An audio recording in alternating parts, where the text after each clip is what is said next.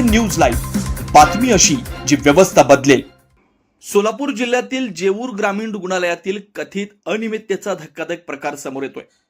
तक्रारींची दखल घेत आरोग्य विभागाच्या पुणे विभागीय आरोग्य उपसंचालक डॉक्टर भगवान पवार यांनी चौकशीचे आदेश दिले होते। मात्र या चौकशी प्रक्रियेतच गंभीर प्रश्न निर्माण झाले।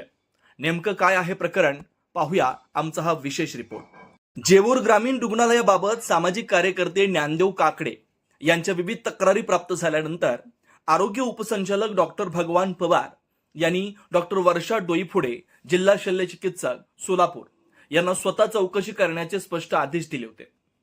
नियमाप्रमाणे या प्रकरणाची थेट चौकशी करून अहवाल सादर करणं अपेक्षित होतं, परंतु समोर आलेल्या माहितीनुसार जिल्हा शल्य चिकित्सक डॉक्टर वर्षा डोईफोडे यांनी स्वतः चौकशी न करता ही जबाबदारी माढा ग्रामीण रुग्णालयाच्या अधीक्षक डॉक्टर मेहमाने यांच्याकडे सोपवली। त्यानंतर मेहमाने यांनी या प्रकरणाची सखोल चौकशी करून तब्बल 1025 पानी अहवाल तयार करून जिल्हा शल्य चिकित्सक डॉक्टर वर्षा डोईफोडे यांच्याकडे सादर केल्याची माहिती आहे। मात्र धक्कादायक बाब म्हणजे एवढा मोठा चौकशी अहवाल सादर होऊनही त्यावर कोणती ठोस कारवाई झालेली दिसत नाही। तक्रारदारांच्या मते हा अहवाल पुढे न पाठवता किंवा त्यावर निर्णय न घेता तो दडपण्याचा प्रयत्न केला जात असल्याची शक्यता व्यक्त केली जाते। यामुळे मोठे प्रश्न निर्माण झाले। वरिष्ठ अधिकाऱ्यांच्या आदेशाचं पालन का झालं नाही?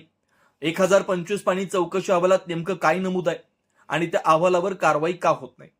जेऊर ग्रामीण रुग्णालयातील कथित गैरव्यवहार, प्रशासनाची भूमिका आणि चौकशी अहवालाबाबत आता पारदर्शकता आवश्यक असल्याची मागणी जोर धरते। या प्रकरणाची उच्चस्तरीय स्वतंत्र चौकशी करून सत्य समोर आणावं अशी मागणी तक्रारदार आणि सामाजिक कार्यकर्ते ज्ञानदेव काकडे यांच्याकडून केली जाते। आपल्या भागातील राजकीय, सामाजिक, शैक्षणिक, सांस्कृतिक आणि क्रीडाविषयी बातम्या पाहण्यासाठी आपण आमच्या परिवर्तन न्यूज लाईव्ह या YouTube चॅनेलला सबस्क्राइब करा आणि बेल आयकॉन दाबायला विसरू नका।